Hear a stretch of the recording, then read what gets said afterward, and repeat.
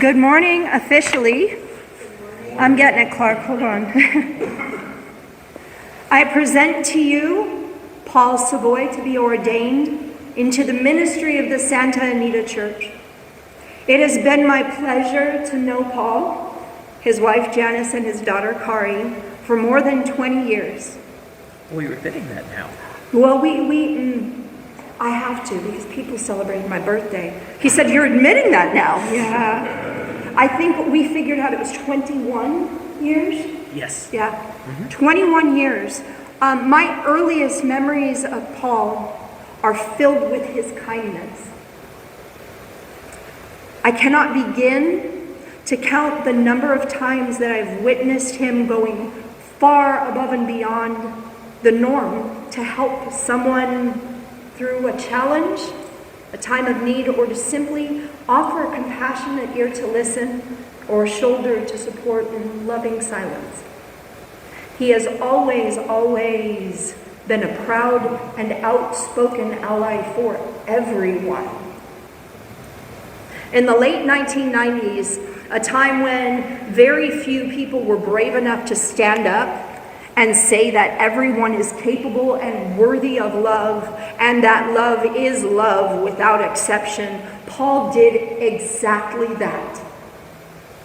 He stood up in solidarity, fearlessly. In this, I immediately recognized a kindred soul. We come to a time today when many more have awakened to the knowing that everyone is beautiful, beloved, and necessary, yet there are still those in the world who put conditions on love, on worth, and on appearances. There are so very many who don't yet realize just how precious and incredible they are. It has been my work to embrace all people of the world with my arms wide open. But my 2 arms are not enough. Which is why I know that Paul is my perfect counterpart in leading our church family, our community, and our world into a greater understanding and expression of our divine worth and beauty. I have seen firsthand just how willing Paul is to answer the call for love. And I know that his arms are just as wide open as mine. It is my belief that Paul is prepared and worthy of the office and work of an ordained minister of the Santa Anita Church. Paul, we stand here together in the fullness of spirit.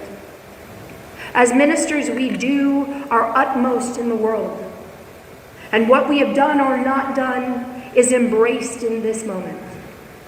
We have worked, but our accomplishments are not enough, for we stand here with the desire that the awareness of God may be more fully experienced in our lives by the act of this spiritual ordination.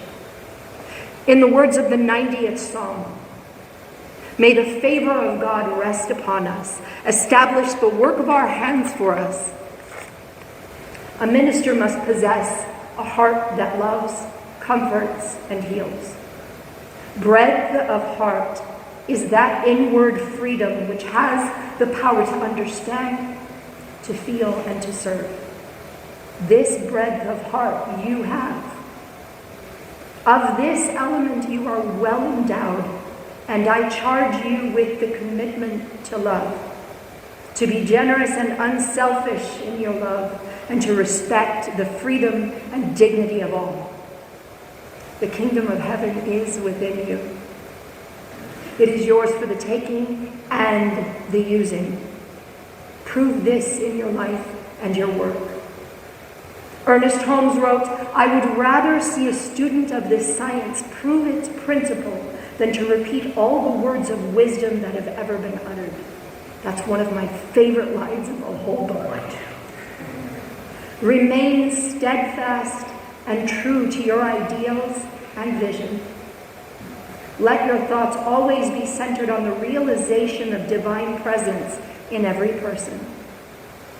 Paul, the Santa Anita Church has designed this ceremony in recognition of the fact that your ministry is precious. The Santa Anita Church offers you this celebration to demonstrate your sincerity and commitment to its ever-expanding vision in the awareness and expression of God consciousness. Are you now prepared and willing to publicly pledge your commitment to this doctrine as an ordained minister of the Santa Anita Church? I am. Do you dedicate yourself to respond faithfully to the needs of all who call upon you? I do. Do you have the realization that God is universal presence and is omniscient, omnipotent, and omnipresent? I do. Do you have the faith of God and the belief in the oneness of all life? I do. Will you promise to teach that God is principle and presence, love and law, and the same yesterday, today, and forever? I do. The great mystics were people of power because they were people of prayer. Be mindful that when we pray, our prayers are answered above that which we ask or think. Be reminded that a minister who is too busy to take the time to pray is a great deal busier than God ever intended them to be. Beloved minister, day by day, through all circumstances, no matter what others may do or say, in all things everywhere, think to pray. Come alone, sacred, solitary, to face the great reality. Now, we have a very special gift for you. The ordination stole is an outer symbol of the inner commitment that we make to ourselves. Whether it is during a ceremony, a rite of passage for a congregant, or for any other purpose, each time we wear a robe and place the stole upon our shoulders, it is a reminder of our commitment to living a conscious spiritual life and the journey which brought us to our own ordination. The stole is white, reflecting the clean, clear connection that we always have to the God source within.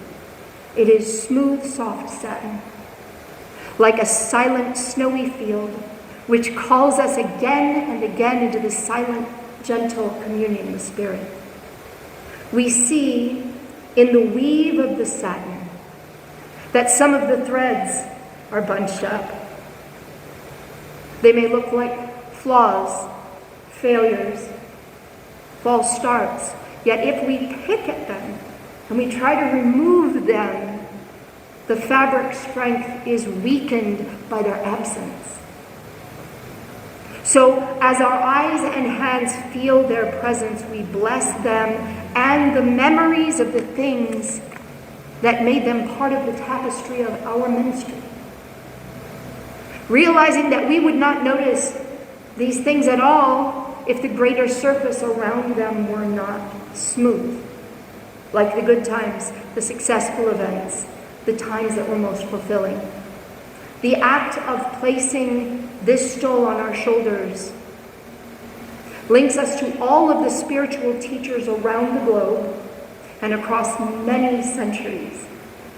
By wearing it, we acknowledge and appreciate all spiritual teachers of every faith and creed, and we know that we are one in our commitment to universal truth.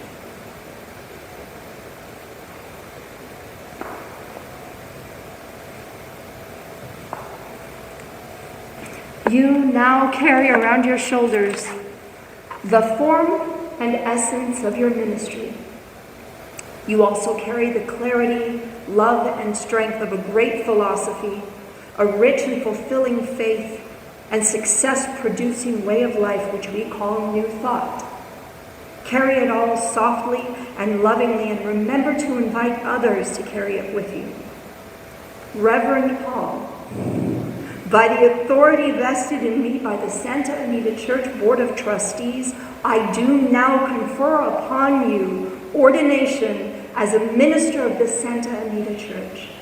Be a faithful steward in the fulfillment of your ministry. It is my privilege and great joy to present you with this certificate as public acknowledgement of your ordination. On behalf of all gathered here, I charge you to teach, heal, love, and minister to all. And may the peace of God abide richly in your heart, so that your labor may be fruitful forever. You are now granted authority to exercise your ministry with all rights, privileges, and obligations. And so I turn it over to you.